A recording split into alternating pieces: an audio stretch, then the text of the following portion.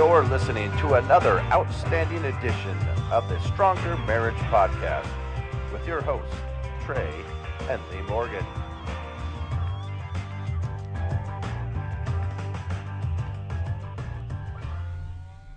Hey everyone, it's Lee Morgan here with my awesome hubby Trey. You're so sweet. And we are talking today a little bit about openness and honesty and how it is important to be completely transparent in marriage.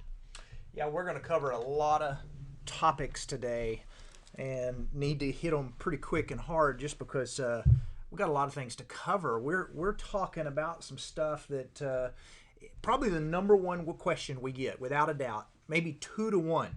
The number one question we get is, how do I get over dishonesty and mistrust and an affair that's taken place of some kind in my marriage?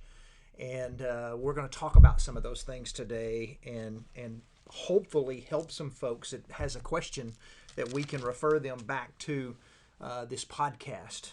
Want to tell you and kind of start off with how God created marriage. And we believe that this is really important. When you get down to the end of Genesis chapter 2, and God has just created Adam, He's created Eve, He's created marriage.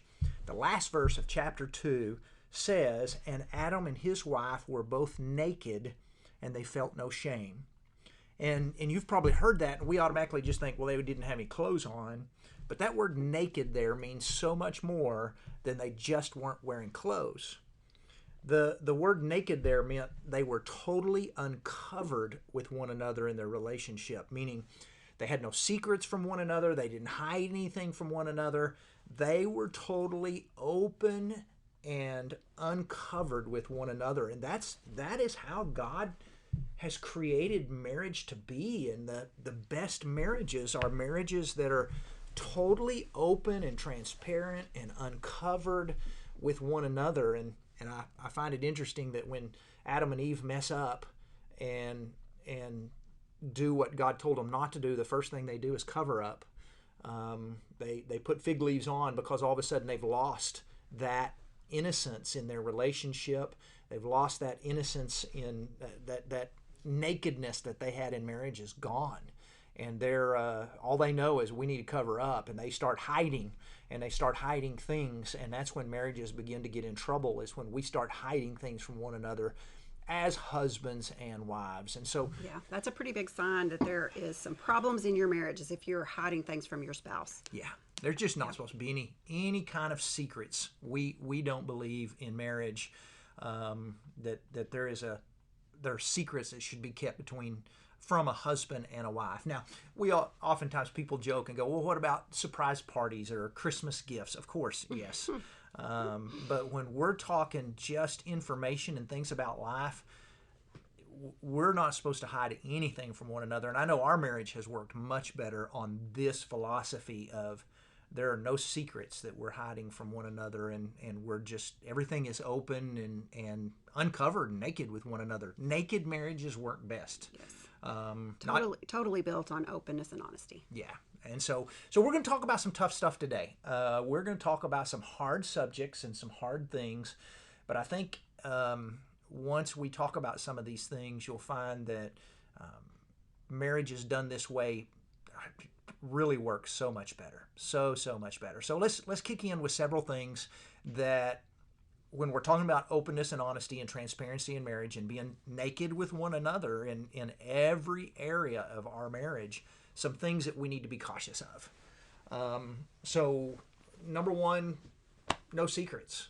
I mean, that's just, we don't keep secrets from one another. We don't hide things from one another. Secrets can get you in trouble. One of the things that is big with are hard on marriages today is cell phones. We're not anti-cell phone people. We're not anti-technology people. We are people who like our cell phones. We use our cell phones. We communicate with our kids with our cell phones. But cell phones can get you in trouble in a lot of ways if you're not careful. They can, and there should be some rules with cell phones and transparency and stuff. And when I visited with a district judge not long ago, who sees divorce cases, I ask him specifically, what are you seeing in all your divorce cases that we need to be talking about in our workshops?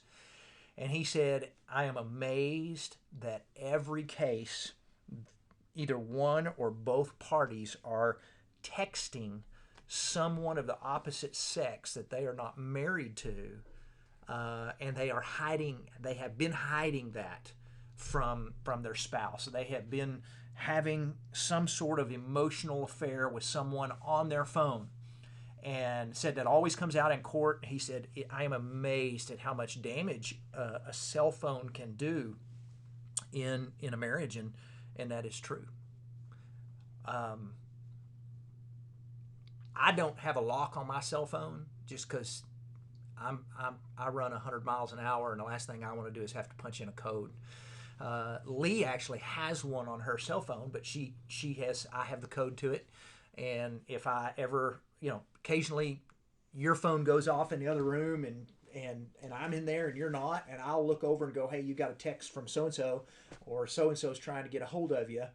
Our cell phones are open to one another, meaning you are welcome to use my cell phone at any time, and I know I'm welcome to use your cell phone at any time, and I don't stress, I don't freak when you pick mine up to Google something or look at something.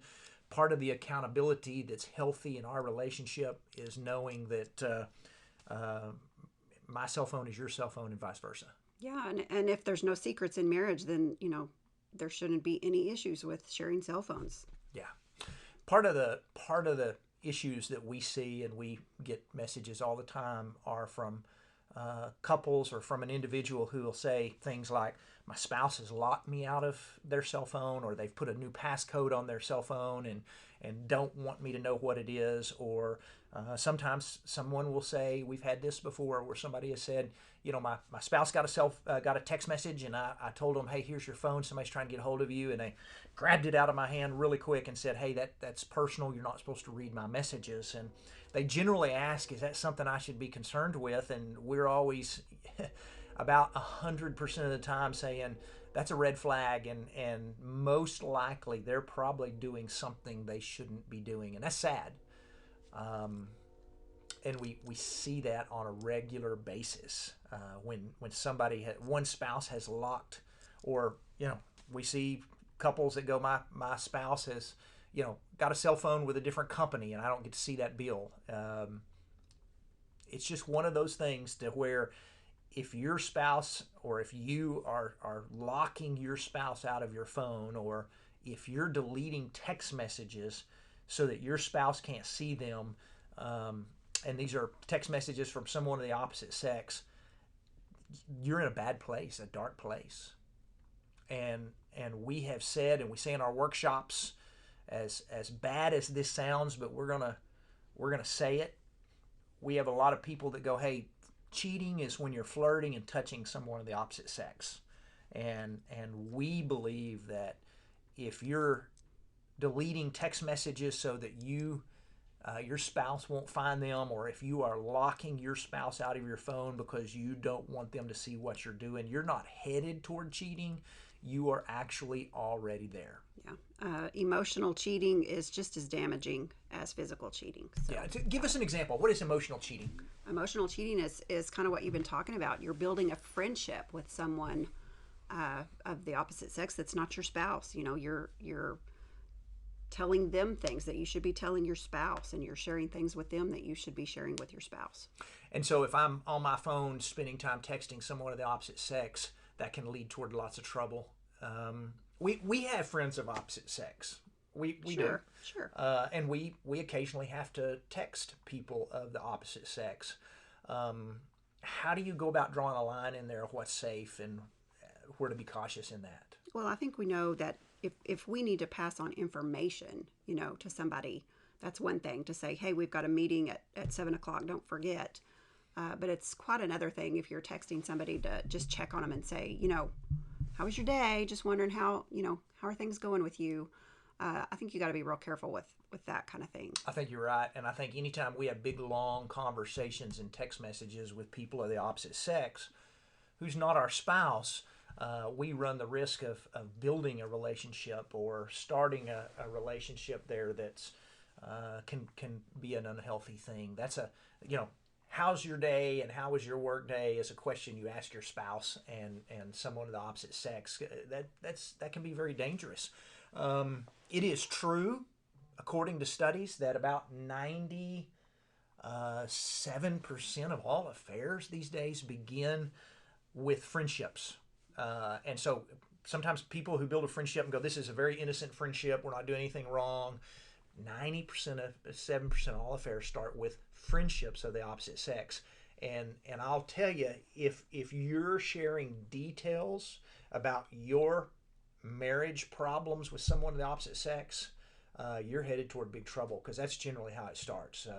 Sometimes people come in, they'll sit down, they'll go, hey, my friend was going through a divorce and he needed someone to talk to, and boy, red flags. We're headed toward trouble right there, because be cautious about counseling someone of the opposite sex, because that just leads to really tough places sometimes, and we've got to be cautious about that.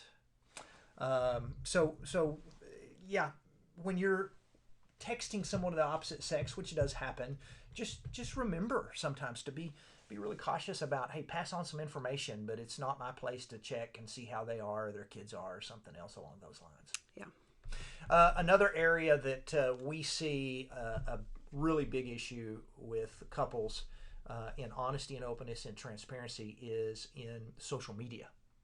And we actually did an article a few years ago called I think we called it the 10 Commandments of Social Media for Married People, and it blew up. We just were kind of throwing something out there, and it made us realize we had struck kind of a nerve or a sore spot with people. Social media can be a very good thing, but it also can be very hard on relationships. And whether you're a Facebooker, Instagram, Snapchat, any place where you have the ability to text people or share information with people of the opposite sex, there needs to be some rules that you got to be kind of cautious of. And so let's go through several of those things that we think, when we're talking social media, that it's healthy in marriage to be cautious of. Yeah, don't spend more time on social media than you should. That's a big one. Whether it's Facebook, Instagram, Twitter, whatever your social media platform is. If you're staying up at night on social media while your spouse goes to bed, that's probably not a good idea. I know that's something that we work on in our marriage. Man, I'm a night owl and you're not, but we still try to go to bed together every night, and that's just healthy. You may pass out really quick, and I take the opportunity to read a book or whatever, but staying up in the other room while your spouse goes to bed is not the best idea. Yeah, if you're staying up late at night to spend time on social media while your spouse goes to bed, that's probably unhealthy. And I don't really know that I can't say that this amount of time is unhealthy or this amount of time is unhealthy. That's a conversation you have to have with your spouse. Yeah. I did see something a while back on social media that kind of hurt my heart. We've talked about this. There was a husband that probably shouldn't have posted this, but I think he was just reaching out, trying to make a point. He posted on social media that his favorite time of the night was when his wife's cell phone battery died, because then he said, she actually gives me some attention. Oh, ouch. Yeah, that is ouch. Pay more attention to the people in the room with you than you do the people on your cell phone. That's not just common courtesy. That's just healthy. Number two, another reason or another thing on social media is don't hide things from your spouse on social media. There's just no reason to hide things. What you're doing, messages, anything along those lines. Yeah. Never a good idea to search out, ex-boyfriends, girlfriends, old flames. There's not any need for that, It gets you in trouble, hunting down an old ex or something. And if they want to be your friend on Facebook or whatever it is, one of the best things you can do is just ask your spouse, are you comfortable with this? It goes back again to that openness, honesty, and transparency in marriage. Are you comfortable with this? And as we'll talk here in just a second, if my spouse is not comfortable with it, then we should honor that. That is really, really important. Yeah. Share your password with your spouse. We talked about sharing our phone passwords. We share every password we have, basically. If you're going to get on Facebook with my laptop, then you're going to have to sign me out to use it. I want you to know that you're always welcome to use it. Yeah. But sharing your password with your spouse, that's a healthy thing. It's just a way of going, hey, there's nothing I'm hiding. You're welcome to look at anything that you want to look. Yeah. Don't befriend anyone of the opposite sex that your spouse would be uncomfortable with. We kind of discussed this a while ago. We did, and let me throw this out there. Sometimes I know on Facebook and on Instagram, which we like very much so, there are people that want to be my friends sometimes that are not real women. They're fake. Oh yeah. Fake accounts. Oh yeah. And there'll be some woman who is not wearing a lot of clothes, and she'll either follow me on Instagram or she wants to be my friend on Facebook, and I have no doubt that is a fake thing. And besides all that, I really don't want to be friends with someone that doesn't wear a whole lot of clothes like that on Facebook that my wife's going to look at or my spouse is going to see and go, why are you friends with that person? So be cautious about who you follow and friend on Facebook. Yes. Unfriend or block anyone who crosses normal boundaries.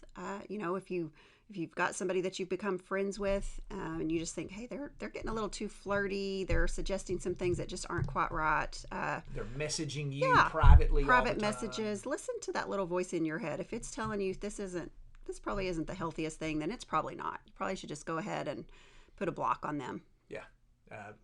Post pictures. There's another one. Post some pictures of you and your spouse on social media. One of the best things you can do as a couple is post. Men love to post pictures of trucks and dogs and hunting and sports teams and college stuff. Women love to post pictures of your kids. Your kids, yeah. Children, grandchildren, lots and lots. It's healthy. Post some pictures of you and your spouse on Facebook or on social media, Instagram. Let the world know, hey, I'm married and I'm happy to be married. Do not be embarrassed to proclaim your love for your spouse on social media.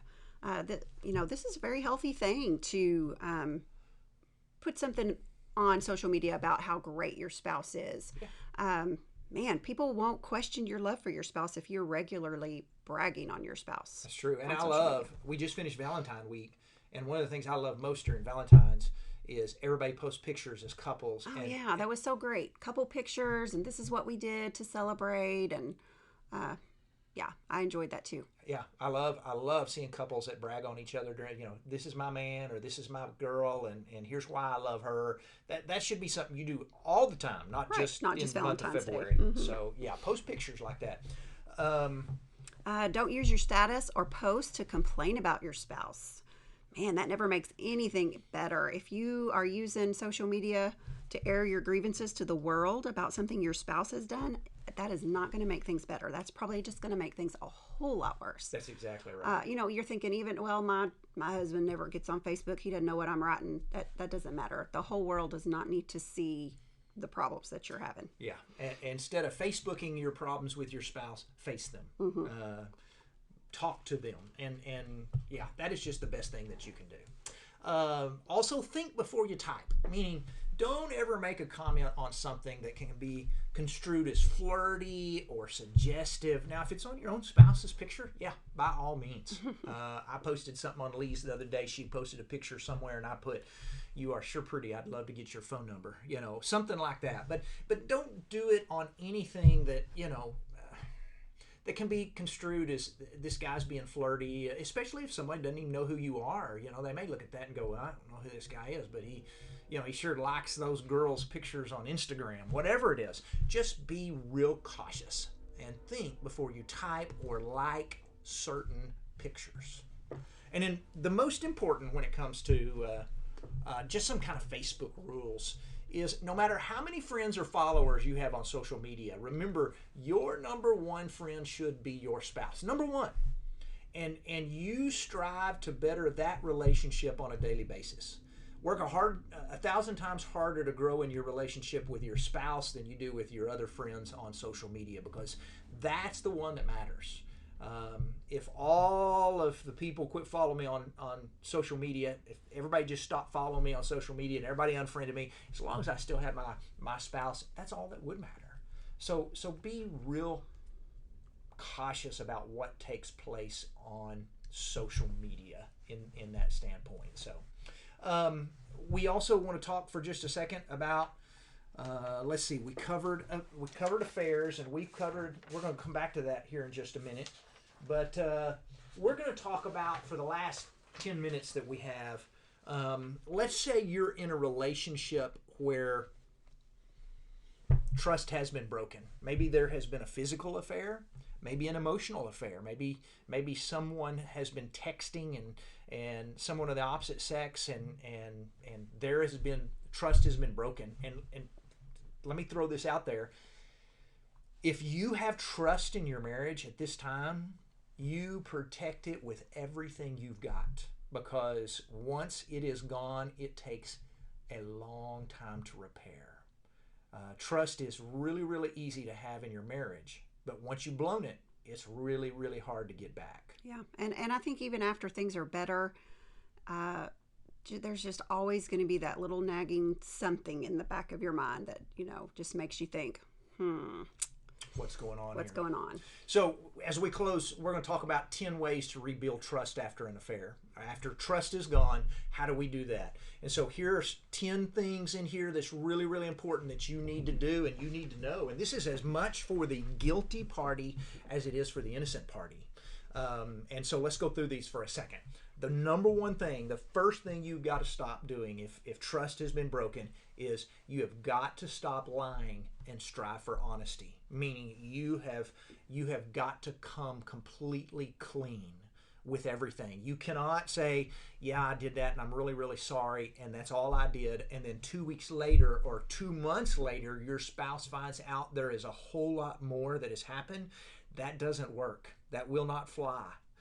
You have got to completely stop being dishonest or twisting or hiding anything. You voluntarily confess anything.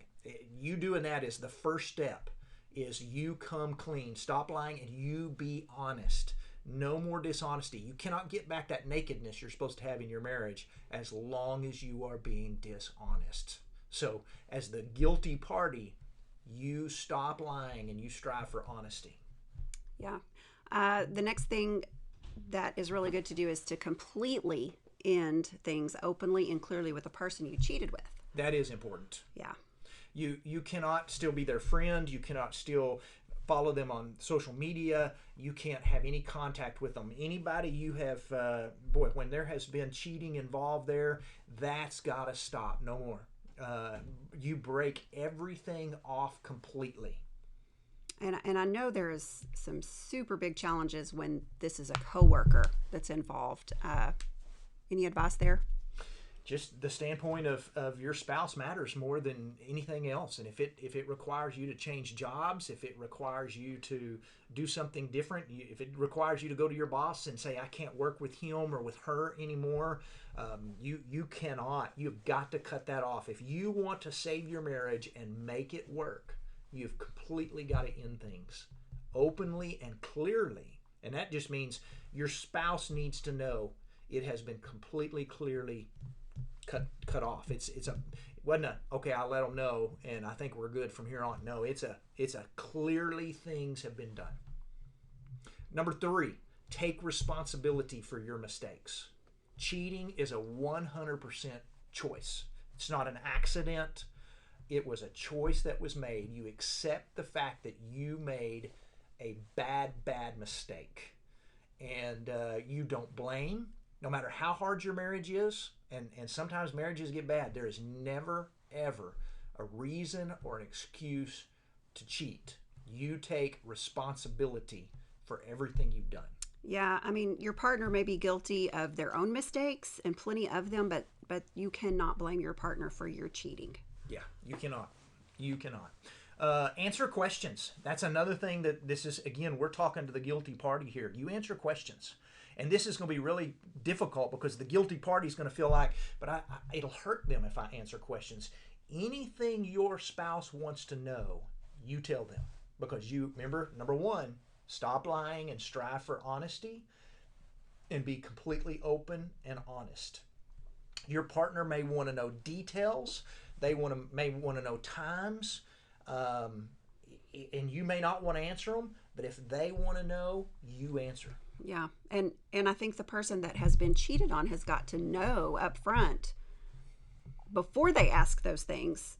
This really could hurt. Do I really want to know? But yes, definitely. If they want to know, then you tell them whatever it is they want to know.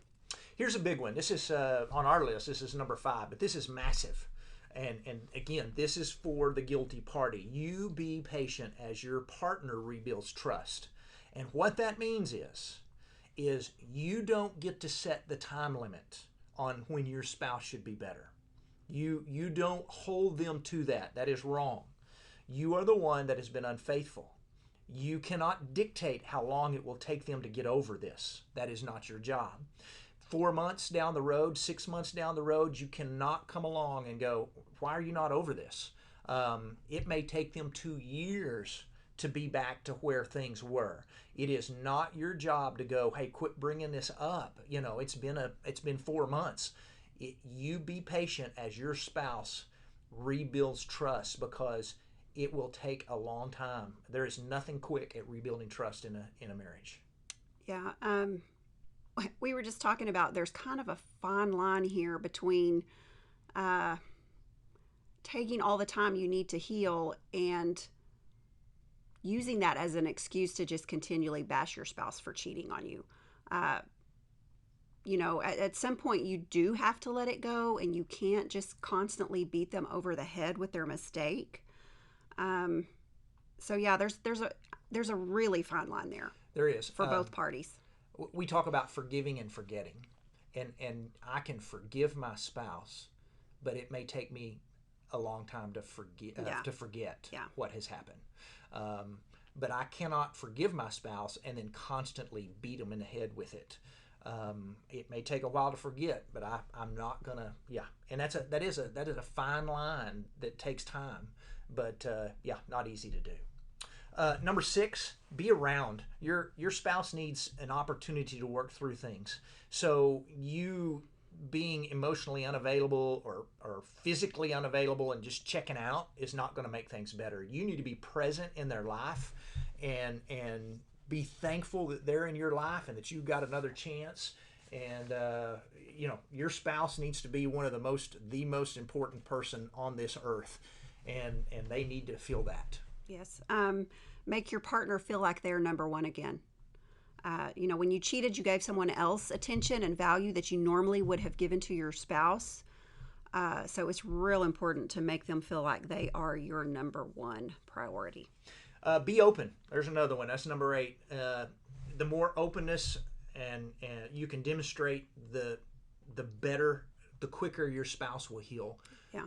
And that means if your spouse asks you where you are, tell them. You check in and go, here's Exactly. where I'm at. I'm not going to be unavailable for an hour and not answer my phone.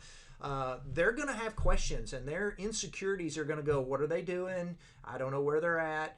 You keep in mind that phone, email, voicemail, things like that, even bills that they don't recognize, may provide some sort of concern for your spouse, and you just tell them anything you want to know. Let them know where you are. Yeah. We have these things on our phones where you can see where I am all the time, and vice versa. And that's kind of, to me, if I'm off, traveling somewhere by myself, I don't know, it's kind of a safety thing for us. But I think that in this instance, that would be great for your spouse to be able to look at their phone and see where you are any time of day. Yeah.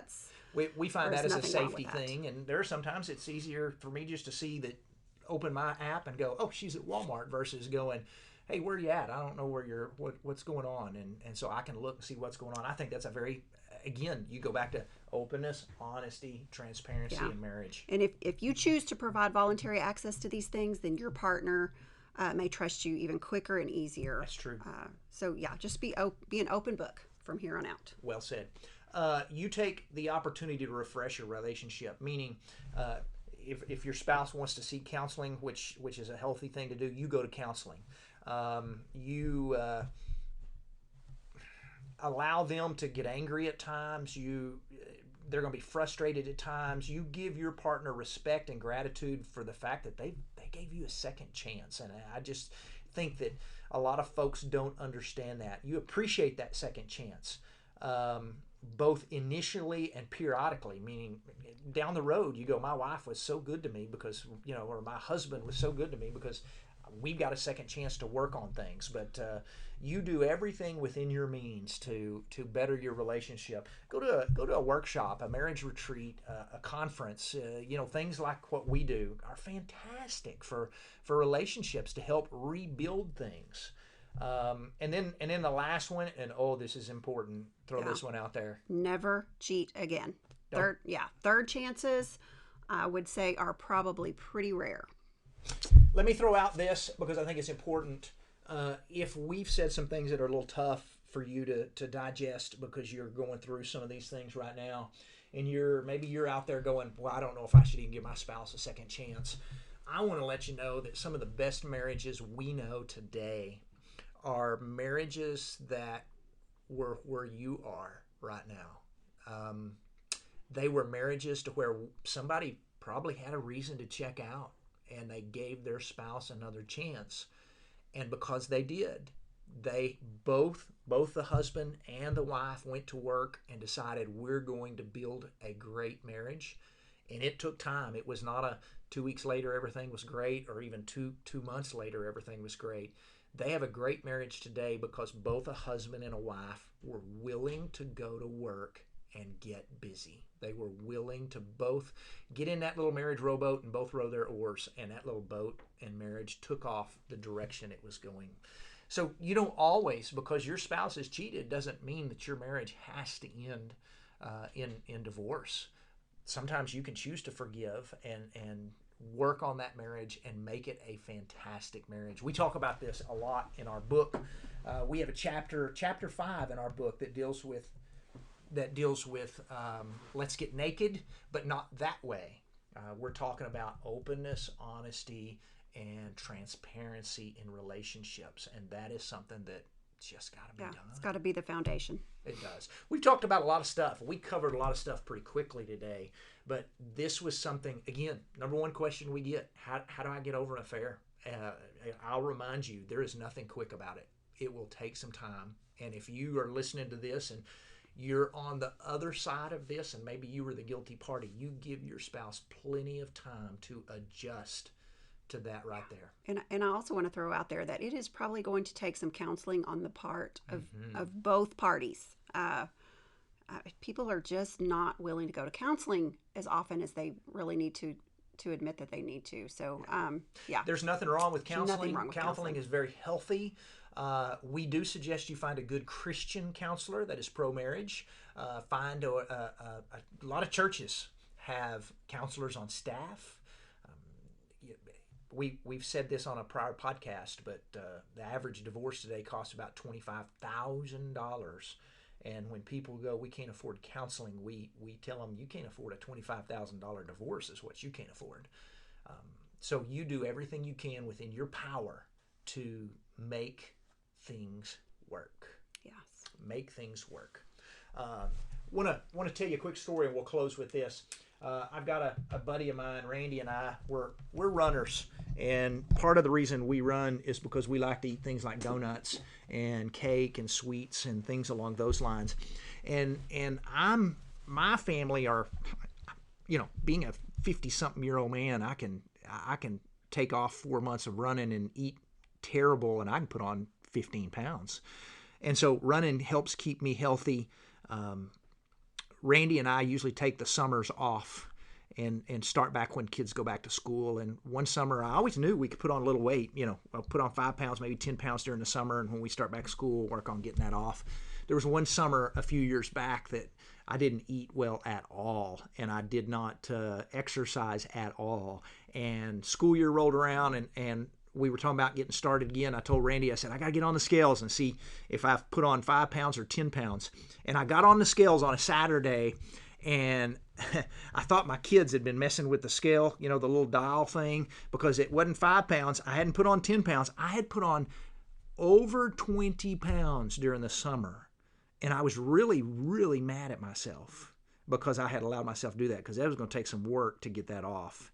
And I sent my buddy Randy a message and said, "You're not believe this. I put on 20 plus pounds." And of course, being my buddy the way he was, he said, "I knew it. You are huge." He really gave me a hard time about that. But he said, "We'll start Monday." And I said, "No, I can't start Monday." I said, "I got 20 something pounds to get off. I got to start now."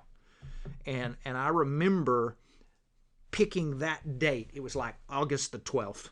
And that was I said, I got to start now, today, right now. There can't be any more Mondays. There can't be a next week. There can't be a next month. Right now. And I remember thinking, all right, here on this date, right now, August the 12th is my now.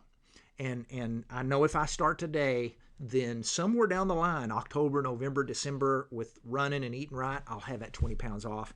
And I still remember being out on a run with him and knew I was getting close, because it had been a few months down the road, and I came back, got on the scales, and I had got all that 20 pounds off.